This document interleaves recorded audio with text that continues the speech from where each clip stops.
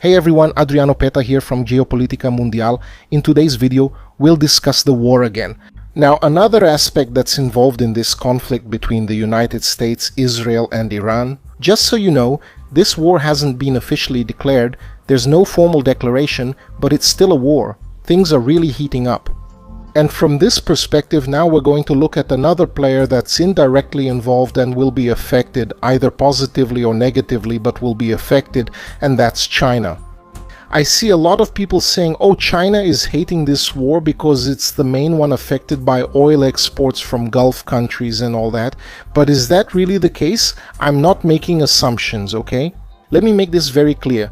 I bring facts, I look for numbers, charts, maps, and I bring evidence. I don't just think or guess. I'm here to bring you facts, because what's important are the facts, alright? Whether you agree with the facts or not, with the numbers, that's a whole different story. But as for me, I'm not just making things up, I go after what's really happening. And by the way, I don't think China is actually that upset about this situation, you know? But anyway, let's take a closer look at this in today's video. Before that, if you've never been here on the channel, subscribe and hit the notification bell, which by the way, never really works, right? And don't forget the other social networks, Instagram, Telegram, and Twitter, where I also post shorts and comments to complement what I bring here on the channel. So follow me on the other networks too, alright? The links to the other networks are in the video description. My name is Adriano Peta, and this is the Geopolitical Mundial channel.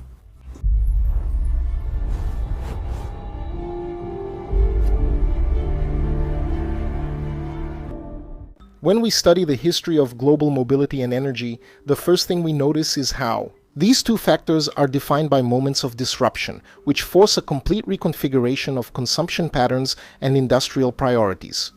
In 1979, for example, the crisis caused by the Iranian Revolution served as a catalyst that ended the era of cheap oil, forcing the automotive industry to abandon excess in favor of thermal efficiency. And now, in March 2026, the world faces an equally difficult and disruptive scenario, but with a very significant and fundamental distinction. While in 1979 the alternatives were just beginning, now, in 2026, we have the technological maturity of electrification and biofuels to try to mitigate some of the damage caused by excessive dependence on fossil fuels. It's not the ideal scenario, but it's one of those situations where it could be much worse. That's due to the conflict involving Iran, the Gulf states, and the Strait of Hormuz blockade. It doesn't just represent a temporary supply crisis, but the turning point that will force a transition to a new global energy order. After all, make no mistake, even if this conflict miraculously ends quickly, the tensions will remain and will keep threatening to return in the future. That's why, for us to understand the magnitude of this 2026 crisis, it's vital to analyze the precedent. Which was the year 1979, because during that period, the fall of Shah Mohammad Reza Pahlavi and the rise of the terrorist regime in Iran caused a drastic reduction in the global oil supply, raising prices to levels that made the Western consumption pattern unsustainable. At the time, the watershed moment of 1979 transformed the automobile from a symbol of power and excess into an exercise in engineering and economy. The phenomenon of downsizing, that is, moving away from large luxurious cars towards smaller, lighter vehicles, became the new rule, with 4- and 6-cylinder engines replacing the massive V8S and front-wheel drive gaining ground for its lightness and spatial efficiency.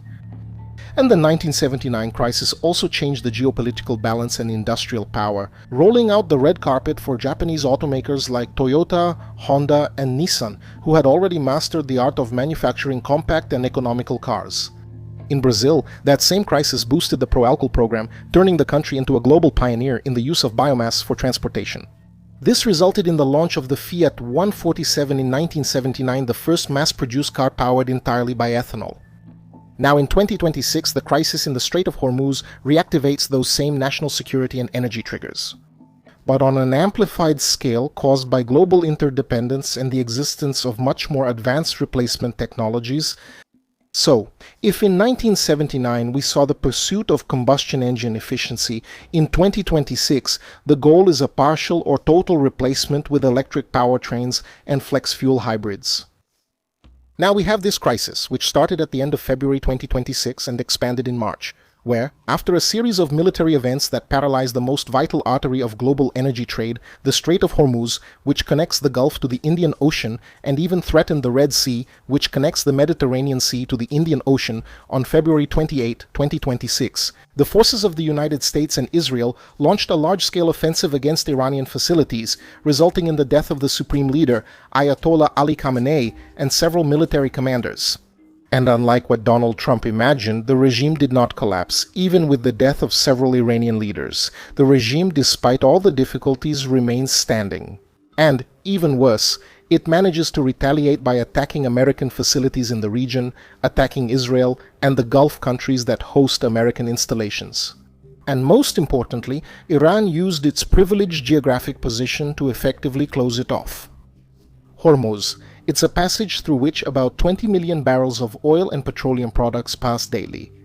Donald Trump, both encouraged by Israel and trying to divert attention from internal problems, thought that Iran would be like Venezuela, but he was wrong. Iranian missiles and drones mostly got through American and Israeli defenses, causing damage. Until, as time went by, it became clear that even those defenses were no longer being reactivated in sufficient numbers. In some cases, being reactivated indicated that interceptor ammunition shortages were, in fact, reaching a critical point. It became a race then, on the Israeli and American side, trying to destroy as many Iranian missile launchers as possible as quickly as possible, while on the Iranian side, they rushed to wear down American and Israeli ammunition. But more than that, unlike previous conflicts, the 2026 operations demonstrated a deliberate weaponization of energy infrastructure, attacks with oil munitions, deep penetration. 5,000 pounds were used to destroy fortified missile facilities on the Iranian coast, while Iranian drones and missiles targeted refineries and ports in Saudi Arabia, Kuwait, the United Arab Emirates, and Qatar. The result was the largest energy supply disruption in history, with the International Energy Agency reporting a sudden drop of at least 10 million barrels per day in production from Gulf countries. According to Donald Trump himself, they would not accept it and thought the Iranians would retaliate. And in any case, the consequences are here. Even if Iran is defeated, the damage is done and most likely it's only just beginning. The uncertainty about navigability in Hormuz pushed the price of Brent crude oil above $103 per barrel in mid-March, with WTI following a similar trend. And market analysts warn that if the blockade persists for more than 4 weeks, prices could easily reach the $200 per barrel mark, or even higher. A scenario that would force global rationing would disrupt a whole series of catastrophic geopolitical events. In the United States, the average price of regular gasoline reached $3.79 per gallon. In March 2026, in some places, it went over $5. The highest level in years, causing an immediate effect on consumers' purchasing intentions. In Brazil, however, international volatility showed up at gas stations in a more varied way. Given this ridiculous scenario for fossil fuels, Brazil fortunately has some extra breathing room, even if it's modest, because unlike the extreme vulnerabilities of 1979, Brazil has built over 5 decades a bioenergy ecosystem that serves as a buffer against external shocks. This wasn't government planning, but rather private sector opportunism, because the sugar energy sector, led by Unica, started the 2026 and 2027 harvest with a historic production estimated at 4 billion additional liters compared to the previous cycle. The surplus supply of ethanol, which should reach between 37 and 38 billion liters just in the Central-South region, brings relief. Not only the supply for the flex fleet, but also the maintenance of the mandatory blend in gasoline, which the federal government planned to raise to 35% through another bill called Fuel of the Future. This surplus is reinforced by the meteoric expansion of corn ethanol in Brazil's Central West, which alone should supply 12 billion liters in the current harvest. The economic logic is clear with oil reaching peaks of volatility. The 100% domestic ethanol relatively protected the consumer. Again, it didn't fully protect, but it greatly eased the shock. It strengthens the energy mix and maintains competitiveness without the need for unsustainable government subsidies in the long run. How does it differ from countries like Japan and the United States? Along with the economic benefit, the environmental argument is also cited, because the argument being used now is that Brazilian sugarcane ethanol emits 90% less CO2 than conventional gasoline. But there is another important factor, which is even greater than in the Brazilian scenario and involves the entire planet, which is the strengthening of vehicle electrification. I say this because the central question of the 2026 crisis is not whether there will be incentives for electrification, but how fast. This transition will cannibalize the internal combustion engine market. Because yes, the closure of Hormuz is the coup de grace to the narrative of energy security based on fossil fuels. Analysts from both think tanks and the corporate sector have already found that the current crisis, combined with Asia's Ukraine moment, will push this model forward. While the invasion of Ukraine in 2022 forced Europe to seek independence from Russian gas. The conflict in Hormuz exposed the vulnerability of the Asian continent, which imports 40% of its oil through the Strait of Hormuz. With the fundamental difference that in 2026, unlike the crises of the 1970s, there is now an alternative technology, low cost and ready to scale, electric vehicles and renewable energies. The electric vehicle fleet avoided, in 2025, the consumption of approximately 1.7 million barrels of oil per day. That's equivalent to 70% of Iran's total exports. And this energy independence capability has turned electric vehicles, which were once seen as a luxury product or an environmental niche, into a tool for national defense. Nations like Australia, now the adoption of 1 million electric vehicles is seen as an opportunity to reduce dependence on foreign fuels by more than 1 billion liters per year. In Brazil, data from the first 2 months of 2026 showed unprecedented acceleration in this segment, with electric vehicle sales growing by 90% compared to the same period in 2025. The share of these vehicles in the total automobile market now reaches 14%. In other words, more than 1 in every 10 cars sold in the country already has some type of electrification. And within this segment, battery electric vehicles saw a 94% increase compared to February 2025. Led by the Chinese company BYD, which became a top seller in Brazilian retail. This was driven by state incentives such as the IPVA, and by a growing perception that the cost per kilometer driven on electricity is unbeatable compared to gasoline at $100 a barrel. So, realize that the energy reconfiguration of 2026 won't just change what consumers buy, but also who holds global power. Because this conflict in Iran will accelerate the transition from a world heavily influenced by oil to a scenario led by the first state powered by electrification, China. Whether this transition will actually happen this way, we can't say for sure, but the current trend is to move in that direction. I've already said on the channel that Russia is benefiting from this conflict, but they're not the only ones. Because in this scenario, China emerges as the big geopolitical winner of this 2026 crisis due to its almost absolute control over the fundamental components of electrification, while the West was struggling with surging oil prices. China had already been ramping up its industrial capacity to produce batteries and electric vehicles in volumes and at costs that no other nation can match. China's dominance is structural and is based on decades of state investment in the critical minerals supply chain. Beijing not only controls extraction, but mainly the processing of materials like lithium, cobalt, nickel, and rare earths. And thanks to this ecosystem, China managed not to be completely isolated from the impacts of oil, but at least it was able to relatively reduce the impact of the crisis and oil volatility on its economy. This is evident in the fact that, even in 2024, almost half of the new cars sold domestically in the country were already electric, and its public charging network represents 66% of the global total. In addition, China has strategic oil reserves estimated at 1.3 billion barrels in 2026, which gives it good resilience, even greater than that of the United States in the face of the Hormuz crisis. And while Chinese brands like BYD and Xiaomi expand their global presence, the American automotive industry is facing an existential crisis. Donald Trump's administration ended federal incentives and increased taxes for the purchase of electric cars and weakened emissions regulations, which ironically allowed China to advance even further in technological leadership. Elon Musk's Tesla, which for years was the face of the electric revolution, lost its crown as the world's top seller of electric vehicles. By 2025, in the fourth quarter of 2025, Tesla's deliveries fell by 16%, while BYD continued its upward trajectory. Delivering 2.26 million electric vehicles in the year, compared to Tesla's 1.64 million in 2026, the market sees Tesla less as a car manufacturer and more as an artificial intelligence and robotics company, signaling that the battle for mass transportation hardware has already been largely won by the Chinese. It's no surprise that this shift of the power axis to the east has triggered a reaction in the West. In February 2026, the United States government launched Project Volt, a $12 billion strategic reserve of critical minerals aimed at stockpiling essential materials and funding domestic processing to reduce dependence on oil. Countries like Australia, Canada, and nations of the European Union are also attempting similar projects.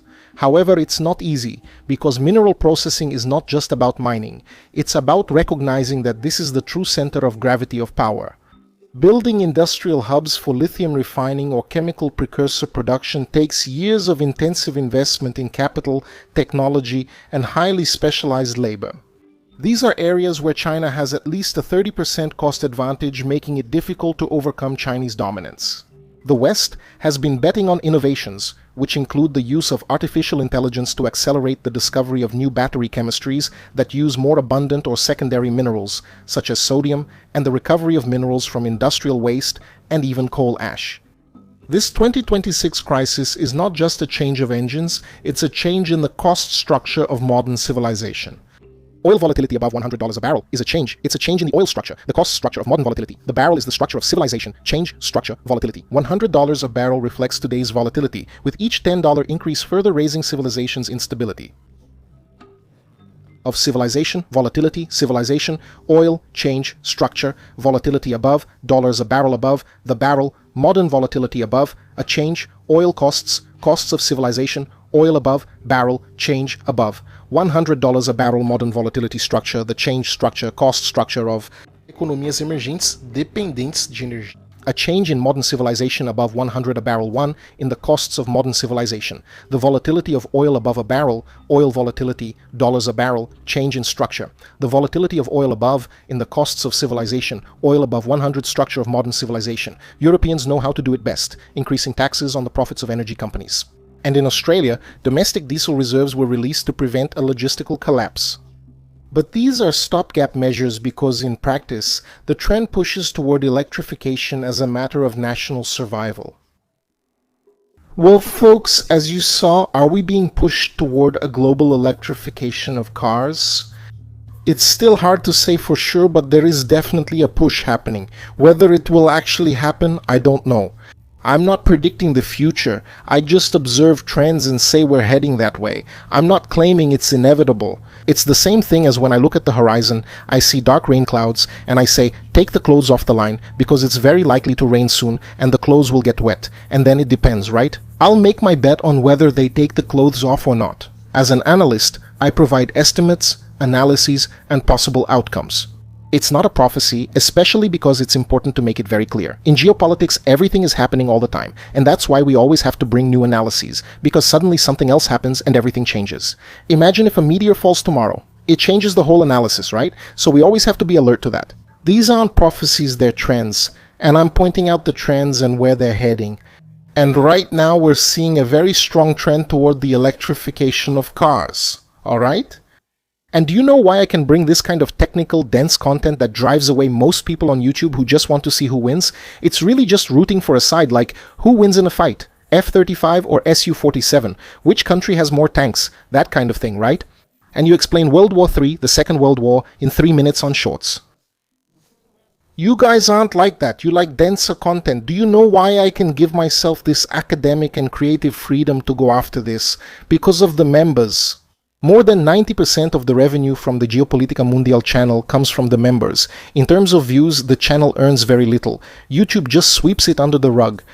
So thanks to the members, I can have this level of freedom and dedication. So, consider becoming a member. Not only do you help keep this model working for you, but in return, you'll get access to exclusive geopolitics videos for members, right? Which are geopolitics of the Mongol Empire, geopolitical history of the United States, and now, I can say categorically, In addition to a course we have exclusively for members, which is the Introduction to Intelligence and Counterintelligence, we will also have another exclusive course for members, which is Machiavelli's The Prince Applied to Modern Geopolitics, exclusive for members. Look at that, huh? That's cool. So, become a member, you'll have access to a huge number of extremely academic and educational video channels, in exchange, of course, and on top of that, you help ensure the operation of the Geopolitica Mundial channel, alright? Thank you all, hugs, and see you in the next video.